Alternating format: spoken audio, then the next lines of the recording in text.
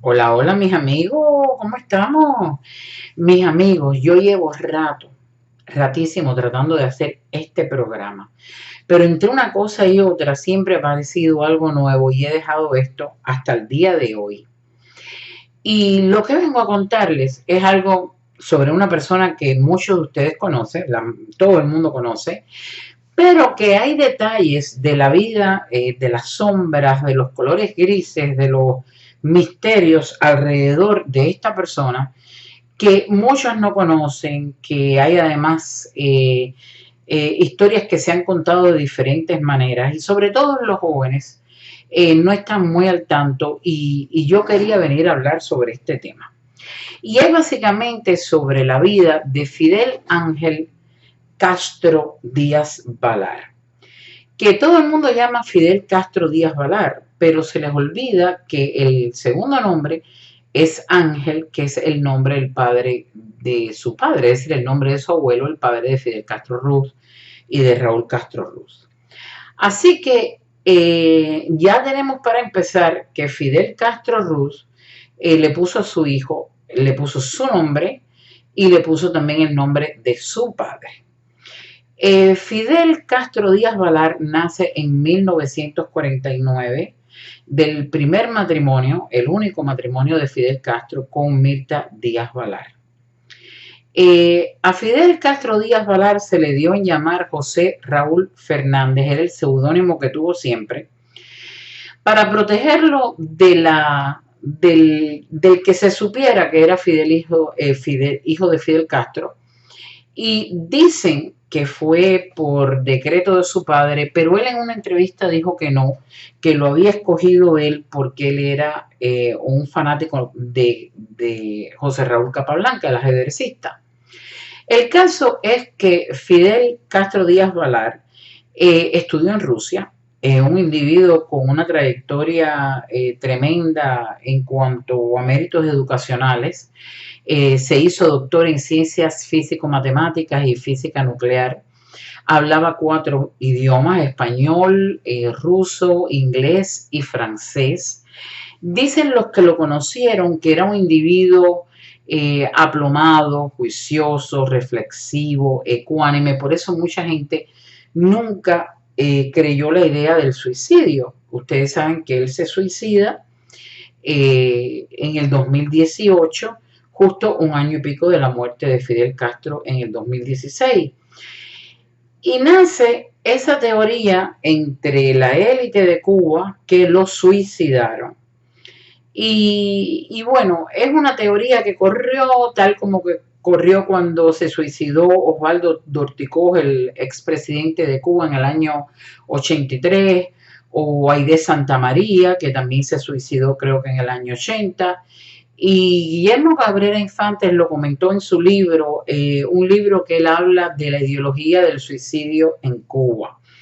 Y bueno, toda esta teoría de que no se suicidó, sino que lo suicidaron.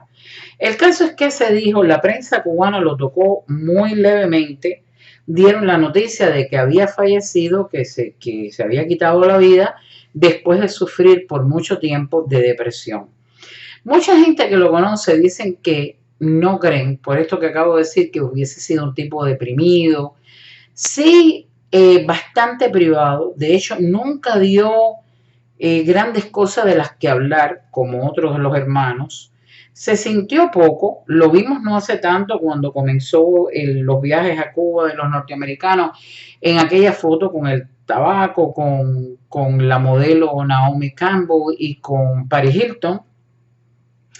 Pero fuera de ahí no se le vio mucho, en más allá que no fuera todo el contexto de lo que él hizo con la cuestión nuclear en Cuba. Y bueno, mucha gente dice que no se suicidó, que no era un tipo para suicidarse, pero hay una cosa curiosa, cada vez que yo veo una foto de Fidel Castro Díaz Balar, y si no, mírenlo, búsquenlo en Google para que vean, que siempre me ha parecido un individuo que, bueno, estaba padeciendo de depresión, es fácil que yo lo diga ahora, pero siempre un individuo con una imagen un poco meditabunda, eh, retraído. Mírenle a los ojos a Fidel Castro Díaz Balar y ustedes se van a dar cuenta que no, yo no he visto todavía una foto donde esté riendo a carcajada plácidamente, sino más bien reflexivo, una mirada un poco apagada, un poco se diría que triste, meditabunda. Y es fácil de entender porque el peso de ser el primer hijo de Fidel Castro, que además se sabe que era un tipo bastante atípico para un cubano, pues no era muy familiar, era un déspota, era un individuo que hasta su propia hermana Juanita Castro ha dicho que era un personaje siempre un poco enardecido, desconectado del tema familiar. Tiene que haber sido tremendo. Y claro que aquí, pues, hay dos tendencias para explicar el comportamiento o la actitud psicológica de este hijo de Fidel Castro.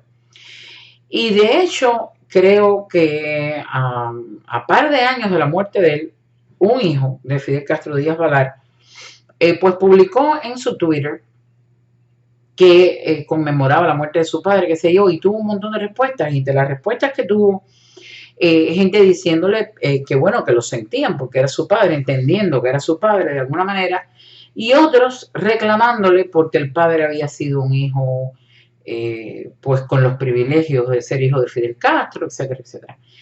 Y es lógico que privilegios tuvo, de eso no cabe duda, y los que me imagino que aprovechó perfectamente, pero a diferencia de otros hijos de Fidel Castro, creo que este se dedicó a estudiar bastante y creo que tuvo un peso mucho mayor que el resto de sus hermanos, con quien no se trató mucho.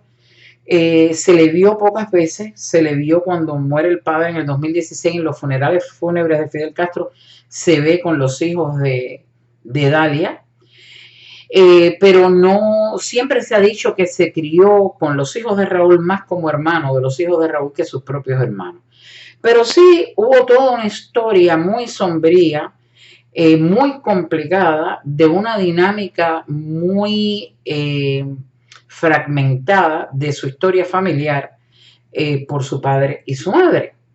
Así que yo me imagino que tiene que haber sido una carga terrible psicológicamente hablando, más allá de todo lo que él pudo aprovecharse por ser hijo de quien era, ¿no?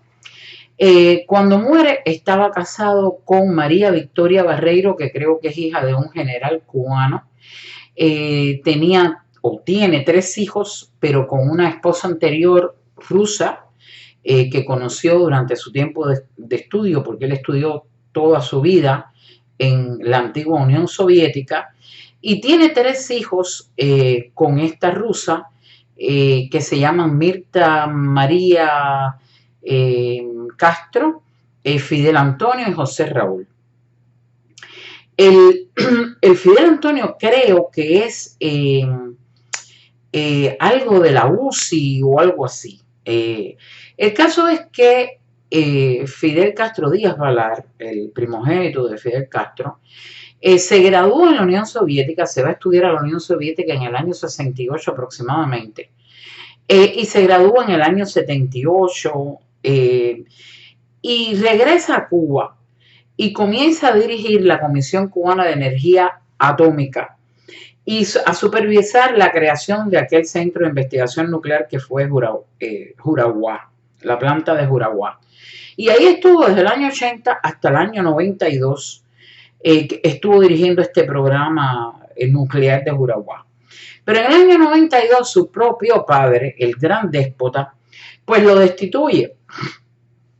Y lo destituye de jefe de la Secretaría de Asuntos Nucleares por ineficiencia en el desempeño de sus funciones. Así mismo lo dijo su padre. Yo me imagino que tiene que ser muy fuerte que a nivel nacional, después que tú te has pasado toda tu vida lejos de tu familia, lejos de tu padre, lejos de tu madre, estudiando en Rusia prácticamente solo, convertido en un robot o en un instrumento de tu padre que quería que fueras el omnipotente, el más inteligente, el más educado, que regreses a Cuba y que pienses o te hayan prometido dirigir semejante plan nuclear en un país y que de pronto tu padre diga que te destituye por un mal funcionamiento, cuando en realidad lo que pasó en 1992 es que dinero no tenían y cómo iban a seguir si se había caído la Unión Soviética, que era el tubo entero de rublos que le llegaba a Cuba. Así que el juego famoso de Fidel Castro, el juguetico de Fidel Castro con la cuestión nuclear de Cuba, se le acabó porque se le acabó el dinero de los rusos. Pero igual, déspota al fin destituye al hijo y lo deja en la nada. Que luego, en el 2008, cuando Raúl Castro es designado a dedo al poder, pues un poco que recobra importancia porque se convierte en el asesor científico de su tío Raúl Castro y en el vicepresidente de la Academia de Ciencias de Cuba. Y fueron años que, según dicen, los que lo conocían, se dedicó a estudiar la nanotecnología. Era un científico, definitivamente. Fidel Castro Díaz Valar era un científico que se pasó toda su vida, hizo un doctorado, escribió varios libros, algunos de ellos bajo el nombre de José Raúl, no a nombre de él, pero escribió varios libros, estudió y era definitivamente un científico, un hombre muy inteligente, la gente que lo conoció. De hecho, Juan Almeida, que lo conoció cercano, dice que inicialmente parecía un individuo un poco como autosuficiente o distante o elevado, pero que no, que más que nada es que era introvertido, era no introvertido en sí, sino meditabundo, callado, como suelen ser los científicos, pero que no era mala gente. Pues yo no lo sé, porque no lo conocí. Y que bueno, porque tiene que haber tenido una vida tremenda. Pero bueno, el caso es que se dedicó siempre a la ciencia. De hecho, en el 2016 le hicieron una entrevista y alguien le pregunta si tenía aspiraciones políticas y él se echó a reír y dijo que a lo mejor en otra vida, porque en esta vida se sentía muy cómodo siendo científico. Hay un embajador británico que estuvo designado en Cuba, Paul Hare, que dijo que lo conoció y que era un tipo amable, que tenía muchísima, que le llamó siempre la atención que siendo el hijo de Fidel, tuviese tanta curiosidad por saber qué pasaba más allá de Cuba, que era muy amable, que era muy gentil, que era un tipo inteligente, pero que quería siempre saber qué pasaba más allá de Cuba y que siempre le pareció, le dio la idea de que tenía un peso muy grande siendo el hijo de Fidel Castro, no pudiendo ser él mismo. El caso es que él no se sabe si por la presión del déspota del padre, por todo lo que el padre de alguna manera lo manipula, lo controla, le dirige la vida, decide que se tiene que ir a estudiar a la Unión Soviética, decide por su vida, lo pone a cargo del programa nuclear de Cuba, lo quita, etcétera, etcétera, si se convierte en un individuo muy apesadumbrado por el peso de este padre, por la separación muy temprana de su madre, esa relación compleja con su madre, con la familia materna, porque ahora viene la parte más interesante de todo esto, viene ahora, y es donde nos vamos a acordar de Elian González, y es porque a lo mejor él esperaba ser el designado a dedo en vez de su tío. En realidad no se sabe cuál es la razón que lo llevan a esa depresión que termina con su vida a los 68 años, un año y pico del padre que vivió hasta los 90, increíblemente. Bueno, pero para entender esto vamos a hablar un poquitico de la madre de Fidel Castro Díaz Valar, Mirta Díaz Valar. Mirta Díaz Valar conoció a Fidel Castro mientras estudiaba filosofía en la Universidad de La Habana, era estudiante de filosofía, luego creo que en España fue profesora de historia o algo así. Se casó con Fidel Castro en el año 48, tuvo a Fidelito en el año 49, pero ya para el año 55 se estaba divorciando de Castro cuando él estaba en toda esta historia del asalto al cuartel Moncada, y estando Castro preso se divorcian. En el 1955 ella se divorcia de él. Hija de un prominente político, el padre de Mirta Díaz Valar era el alcalde de Banes, y bueno, era de la aristocracia de Banes, etcétera, etcétera. Ella se casa por segundas nupcias después de divorciarse de Fidel Castro, se casa con Emilio Núñez Blanco, abogado, periodista, y que a la vez era hijo de un gran diplomático cubano, que fue pues reconocido porque fue, creo que fue el embajador de Cuba en la ONU durante muchos años y el que consiguió, por ejemplo, que España entrara a la ONU, etcétera, etcétera. Y Emilio, el esposo de Mirta, es también el nieto del cubano que pone por primera vez la bandera cubana en el Castillo del Morro. Es decir, que se casa con un hombre también destacado en la política y un hombre que era abogado, etcétera, etcétera. Se casaron y vivían en el reparto de Tarará. Este Emilio tiene un hermano de nombre Ricardo Núñez Portuondo que dio una entrevista en algún momento y aclaró mucho el tema del que vamos a hablar ahora, del secuestro que Fidel Castro le hizo prácticamente a su hijo, cuando le quita a Mirta a su hijo, y vamos a hablar de eso. El caso es que en el año 56, y después vamos a seguir, vamos a ir de adelante para atrás, pero vamos a seguir aquí. En el año 56, Fidel Castro practica prácticamente un secuestro de su propio hijo. Y ustedes dirán, ¿cómo así? Pues muy sencillo. Fidel Castro sale de prisión, se va a México a preparar la revolución y le manda a decir a Mirta, bueno, en primer lugar, él iba a atacar Cuba y dicen que él no quería que su hijo estuviera en Cuba. Pero le manda a decir a Mirta que él probablemente perdería la vida en esta misión, que se iba a inmolar, ya saben cómo era él, esos discursos que daba, que él era, ¿qué decir? Y el caso es que le dice a Mirta que él quiere ver a su hijo por última vez, probablemente, y en 1956, él le manda este mensaje a Mirta y le dice, mira, entrégale el niño a una de sus hermanas y a una persona que te voy a mandar para que me lo mandes a México. Ella estaba prácticamente recién casada, estaba de luna de miel. Y eso lo dice Juanita Castro en entrevistas y en su libro. Y entonces él le pide que por favor le mande por una temporada al niño nada más que para verlo y que él lo devuelve. Alguna gente le dijo a Mirta, entre ellas su hermano, Rafael Díaz Valar, le dice, Mirta, no confíes, Fidel es un mentiroso, no te lo va a cumplir, se va a quedar con el niño, etcétera, etcétera. Pero Mirta va a ver a esta hermana de Fidel y a un amigo de Fidel, muy amigo de Fidel, que él mandó que se encargara con la hermana de poderle llevar el niño a México. Y esta gente le dicen que no, la hermana de Fidel y el amigo de Fidel, que no, que Fidel se ha comprometido y que promete, cumple su palabra de que le va a devolver a Fidelito. Y ella lo deja ir. Este abogado que va con la hermana de Fidel a recoger a Fidelito para llevarlo a México no es más nada más y nada menos que Aramis Taboada. Aramis Taboada es un abogado cubano que fue amigo de Fidel, defendió en los tribunales a Abel Santamaría, Abreu Fontán, creo que a uno de los hermanos Almejeira, y bueno, tuvo una misión tremenda defendiendo a esos revolucionarios, pero al triunfo de la revolución, para terminar el caso de Taboada, resulta ser que también es contratado por gente que entonces estaba siendo juzgada por Fidel Castro, entre ellos, bueno, un montón de gente que estaba siendo juzgada por Fidel Castro, y ahí es donde se buscó lo que no estaba para él, porque cayó en desgracia con Fidel Castro y finalmente lo meten preso. Incluso fue acusado de que había recibido dinero de la organización que Rafael Díaz Valar, el hermano de Mirta y padre de los que ustedes conocen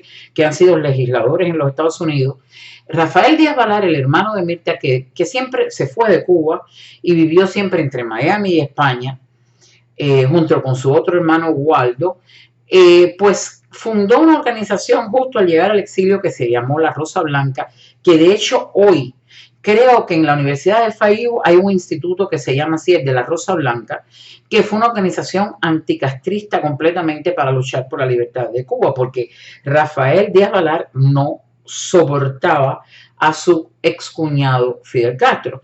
De hecho, dicen que intervino para ayudarlo en ciertas ocasiones, que le buscó ciertos trabajitos cuando él vivía en Cuba, porque Rafael Díaz Valar había sido, incluso creo que había sido el jefe de la minoría en la Cámara de Cuba, político, prominente, etcétera, etcétera.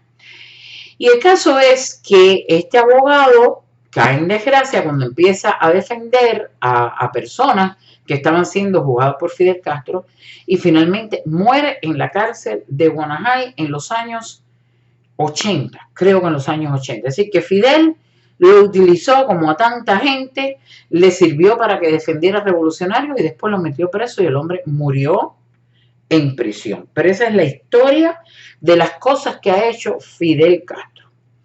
El caso es que Mirta, en un acto de buena voluntad, y me imagino que para que su hijo viera a su padre, manda al niño en esta misión con este Tahuade, con la hermana de Fidel, a México. Y en ese trayecto Fidel le escribe una carta a las hermanas diciéndole no le devuelvan el niño a Mirta. Primero, no pueden mandar al niño para Cuba porque yo voy a invadir Cuba y va a haber una guerra, pero además no le den el niño a Mirta, escóndanlo en una montaña donde puedan, porque Mirta no ha podido desprenderse de los criterios de su familia, políticamente hablando, que son completamente opuestos a los míos. Y bueno, le manda esa carta a las hermanas le hacen caso. De hecho, se habla de este tema, que lo habla Juanita Castro en un libro que sacó que se llamaba Fidel y Raúl, mis hermanos, que anda por ahí circulando, pero después vamos a ver lo que exactamente pasó. El caso es que él le dijo a las hermanas, rapten a mi hijo, no se lo devuelvan a Mirta. Y aquí es donde yo digo que como Fidel Castro tuvo las agallas de crear toda la pantomima, todo el teatro que creó cuando Elian González. Piensen en eso. Alguna gente dice que fue un poco esa historia que él vivió con Fidelito, que lo dejó ciertamente mortificado, dudo que traumatizado, pero mortificado porque no pudo ganarle la madre en ese momento. La madre le ganó esa batalla, porque les voy a contar cómo ella lo rescata, las cosas que solo las madres pueden hacer. Que él cogió esa lucha con Elian, dicen que esa fue la razón por la cual él cogió esa lucha, que había que devolver a Elian a Cuba y toda aquella historia. Bueno, el caso es que raptan a Fidelito en México. Mirta está en La Habana con su esposo desesperada y le dice, yo tengo que rescatar a mi hijo, yo no puedo dejar a mi hijo en México con el padre, la locura del padre. Y entonces el esposo de Mirta, Emilio, que les dije que era abogado y demás, le dice a Mirta, nosotros nos vamos a México, y se embarcan Mirta y él en una historia, creo que fueron hasta armados, con la resolución de traer a Fidelito, quitárselo al padre o a las hermanas que lo tenían secuestrado y traerlos de vuelta a Cuba. Recuerden que para entonces no se sabe lo que Fidel Castro iba a hacer prácticamente, no se sabe que va a triunfar y no se sabe que va a ser el dictador de Cuba por tantos años. Es decir, hasta este momento él es un individuo que está en México preparando una revolución para Cuba, pero Cuba todavía era segura, así que mientras el plan era ir con su esposo a México, rescatar a su hijo y regresar a Cuba a vivir tranquilamente. Y así hace, se van para allá, tienen un auto, los vigilan, se pasaron días vigilando para encontrar a Fidelito, lo encuentran y cuando sale un auto con, aparentemente iban dos hombres del grupo de Fidel, Fidelito sentado, y iban dos hermanas de Fidel en ese auto. Y el esposo de Mirta, un hombre enamorado porque llevaba poco tiempo de casado y ha ido a México, un país extraño, a rescatar al hijo de su esposa, pues atraviesa el carro y se bajan, no sé si armados o no, pero se bajan y rescatan a Fidelito, lo recuperan y regresan a Cuba. Lo que Mirta no sabía es que poquito tiempo después, en 1959, Fidel Castro llegaría a Cuba para hacer lo que ya todos sabemos, y que aparecería en el mismo 1959 una foto de Fidel Castro con Fidelito vestido de verde olivo. De hecho, lo cogió con él, ya él era el dueño de la isla, y los primeros meses de la revolución, Fidel Castro vivió en el Hotel Habana Libre, que le pusieron Habana Libre, antiguo Hilton, le pusieron Habana Libre, y en este hotel vivió meses y vivió allí con Fidelito, así que terminó quitándoselo a la madre de alguna manera, educándolo a su forma.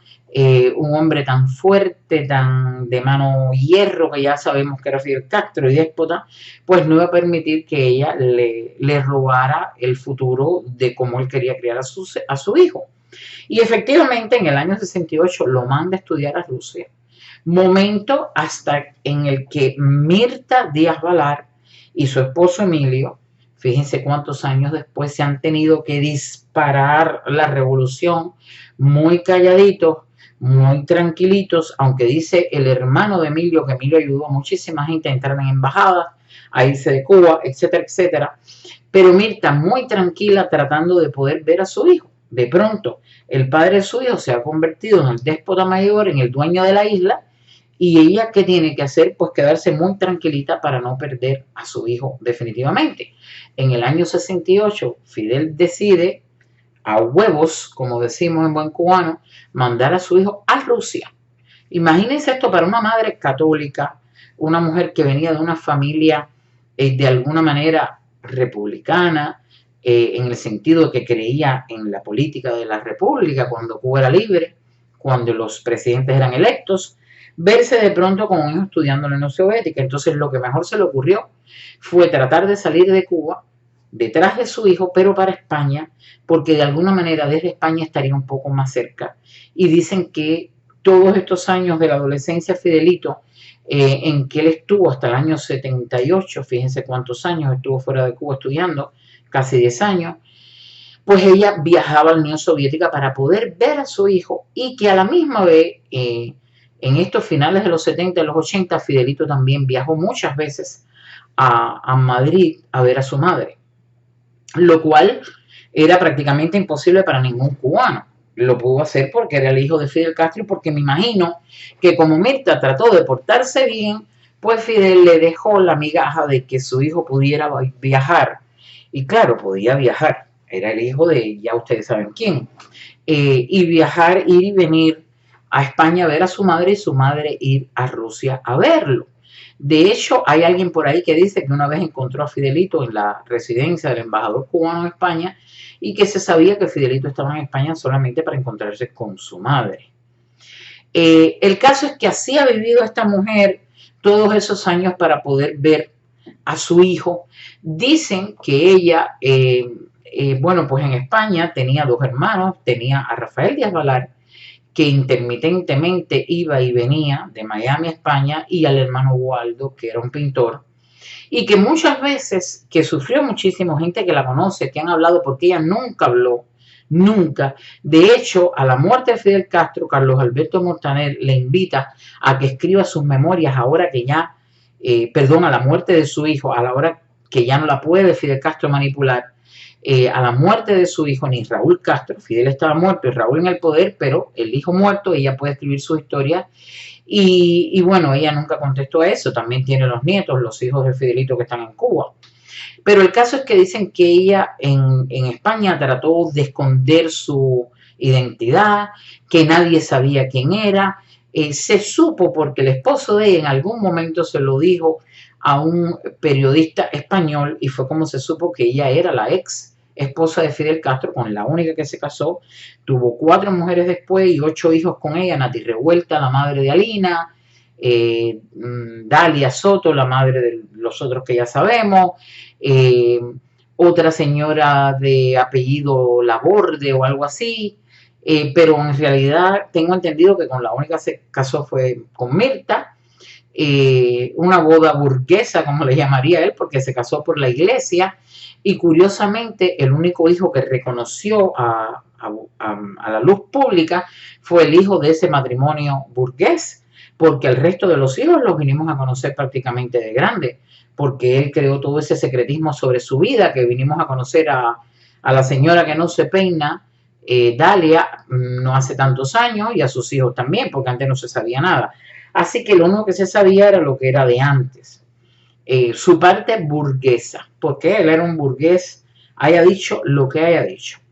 El caso es que dicen que Mirta, gente que la conoció, que ella nunca habló y que sí sufrió muchísimo esa distancia familiar porque Rafael no quería saber nada de Fidel Castro, su hermano, que de hecho sus sobrinos, a los que ella quería mucho, dicen amigos, esos que son legisladores aquí en Estados Unidos, iban a España a ver a su padre y visitaban a su tía, y ella siempre vivió en esa en esa incertidumbre de porque su hijo Fidelito venía a visitarla y que no se querían encontrar. Es decir, sus primos de Miami, los hijos de Rafael, el hermano de Mirta, no querían encontrarse con Fidelito y viceversa. Imagínense ustedes qué historia familiar, qué separación, qué ruptura, qué sufrimiento para esta mujer y su familia por el solo hecho de haber estado casada con este dictador.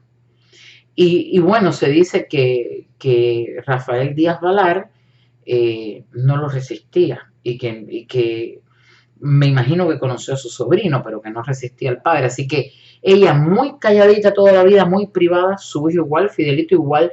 Me imagino que para poder tener esa relación madre e hijo. Porque si hubiera abierto la boca, hubiera dicho dos palabras, definitivamente Fidel Castro no le hubiera dejado ver a su hijo nunca más. Así que todo el dolor que esta mujer para poder ser madre tuvo que vivir. En el 2006, cuando muere el esposo de ella, Emilio, se dice que ella regresa a Cuba. Por ahí dijeron que había regresado porque Fidel Castro estaba enfermo para verlo, que su hijo se lo había pedido. Ella dijo públicamente que su hijo jamás le hubiera pedido algo así. Supongo que ella hablaba con su hijo, etcétera, etcétera. Ahora, queda claro que su hijo le pone a sus tres hijos, a uno le puso Fidel, al otro le puso Raúl y a la hembra le puso Mirta el nombre de su madre.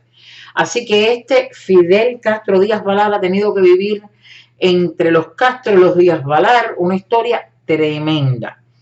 Hay un dato curioso, él se suicida y hay un hijo de Lincoln Díaz Valar, el congresista norteamericano, cubano-americano, que también se suicidó a la edad de 29 años. Entonces, bueno, el caso es que se dice, y los Díaz Valar, lo mismo Mario que Lincoln Díaz Valar, que los dos han sido legisladores, y José Díaz Valar, que ustedes saben que es periodista de una cadena en español, los tres nunca han querido hablar del tema, nunca se ha sabido que conocieron a su primo. De hecho, Fidel Castro solamente mencionó una vez en el 2006 a Lincoln Díaz Valar cuando le dijo a un periodista español algo como que un mal llamado Lincoln Díaz Valar que ha hecho cosas para matarme, como para atentar contra mi vida, esos alardes que él hacía. El caso es que una familia completamente destruida, si se pone a ver, destruida. Pero sí fue Mirta Díaz Valar la única esposa de Fidel Castro que tuvo romances con Celia Sánchez Mandoley, por ejemplo, etcétera, etcétera. Mirta con Emilio tuvo dos hijos en España, dos hijas, una que se llama América Mercedes, la otra se llama María. Tengo entendido que América Mercedes a su vez tiene un hijo que es músico, que se llama Emilio Saiz, que es músico, y por ahí hay videos de él que he visto, y es el hijo de esta hija de Mirta, es decir, una hermana de Fidelito, con otro músico conocido en España que se llama Suso Saiz, y que creo que ha sido productor de Luz Casal, de Aute, de Luis Eduardo Aute, de Luis Casal, es decir, un músico bastante conocido en España, y con él tuvo un hijo que es también músico. Es todo lo que sé de esta familia que Mirta tuvo con Emilio en España, las dos hermanas de Fidelito, que viven muy tranquilitas y muy calladitas. El hermano Rafael Díaz Valar ya murió, el que fuera de la Cámara de Representantes de Cuba, murió, y quedan los hijos que ya hemos dicho que viven en los Estados Unidos y que nunca han querido saber nada de Fidelito Castro Ruz ni de la familia de ese lado. Bueno, el caso es que esto es por arriba la historia del secuestro a manos de Fidel Castro de su propio hijo, cómo se lo arranca a la madre en un acto, dudo que de amor, me imagino que de soberbia, cómo ella lo recupera y cómo esta mujer que todavía está viva y que hasta la muerte de su hijo se dice que estuvo yendo y viniendo de Cuba a Cuba, su esposo ya muerto, y entonces estaba yendo entre estar en España con sus dos hijas e ir a Cuba a visitar a su hijo hasta que éste se suicida en el 2018.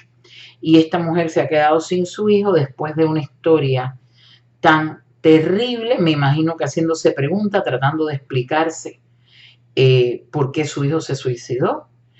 Cuando tanta gente dice que no era candidato a eso, aunque yo me atrevo a decir que con la vida que le tocó, eh, con el peso que le tocó vivir, señores, no era para menos si alguien confirmara que se suicidó, aunque mucha gente sigue diciendo que no, que lo suicidaron, cosa que tampoco en Cuba es muy rara.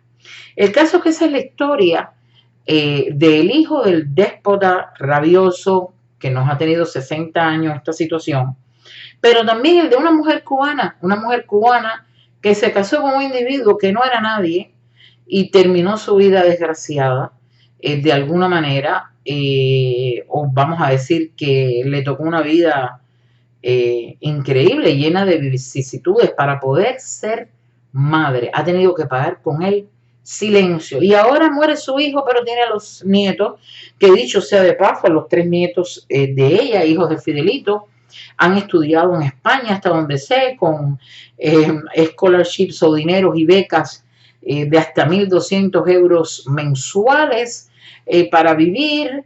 Y bueno, uno de ellos es asistente del rector de la UCI. Es decir, que estos nietos sí han vivido el privilegio, como un poco creo que más despejado el camino por la influencia ya de un abuelo que lo que le tocó a su padre. Es decir, todos han vivido el privilegio de ser el hijo, el nieto de Fidel Castro, pero al padre creo que le tocó un poquito más duro. Los 3 hijos, pues en Cuba estarán viviendo de los, creo que la hembra vive en España, viviendo de los privilegios de ser los nietos, hijos de Fidel Castro Díaz Balar. Esta es la historia, amigos, que yo llevaba rato por quererles contar, todos estos misterios, todas estas cosas que se han dicho de varias maneras, y yo he tratado, imagínense, de todo lo que uno ha ido recuperando a través de la vida, leyendo por ahí, viendo videos, oyendo y buscando ciertas fechas y ciertas cosas, porque yo sabía que Fidel Castro Díaz Balar era matemático y nuclear, pero no sabía exactamente qué años había estudiado la Unión Soviética y demás. Yo he tratado de hacer un resumen de una vida larga, porque se suicida con 68 años, corta comparada con la del padre, que no se fue antes. Y nada, una familia como Fidel Castro ha separado a la familia cubana, empezando por la de él. Ya sabemos que Juanita ha vivido siempre en el exilio, que otras hermanas en Cuba no han corrido con la suerte de Raúl Castro de estar en la palestra pública y jugar con todos los soldaditos que ha querido, que sus hijos, incluso los que tiene con Dalia, creo que son bastante disfuncionales, una familia un poco disfuncional. Ya veríamos alguna nuera que ha salido por ahí a decir cosas, siempre diciendo que era un déspota, que Raúl Castro, que es otro déspota, cuidado, pero que por lo menos un poco más familiar, dicho por su propia hermana. El caso es que este hombre que nos tocó, señores, ha creado una disfunción en la familia cubana desde el principio, desde su propia familia. ¿Qué podemos esperar para los demás? Eso que nos ha tocado vivir una parte en Cuba y otra regados por el resto del mundo. Los cubanos regados por todo el mundo, separados de su familia. Lo hizo con la familia propia. ¿Qué puedo decirles? Bueno, mis amigos, si esta historia les ha parecido interesante, si por ahí creen que hay alguien que no se sabía la historia de Fidelito, como siempre se le dijo, por el parecido que tenía con su padre, que hablando de parecido, quiero decir que José Díaz Balar, creo que es José Díaz Balar o Mario, uno de los dos, yo los confundo, que viven aquí, uno de ellos se me parece muchísimo a la tía, a la madre de Fidelito. Voy a ver si puedo ponerles la foto para que lo vean. Fidelito sí tuvo un parecido muy tremendo con su padre. Y bueno, pues nada, le tocó ese peso.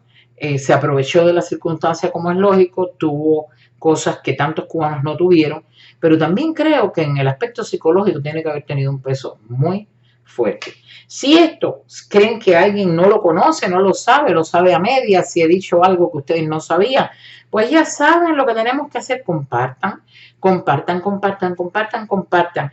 Y si pasan por el canal, sepan que hay una peña maravillosa y pasen y quédense. Dejen un poquito de ustedes aquí apretando ese botoncito suscríbete, suscríbete. ¿Y qué hay que hacer? Vuélvete loco y dale a la campanita para que te lleguen las notificaciones. Pero sobre todo, suscríbete. Suscríbete, suscríbete para que seamos más. Bueno, mis amigos, como siempre les digo, un beso, los quiero.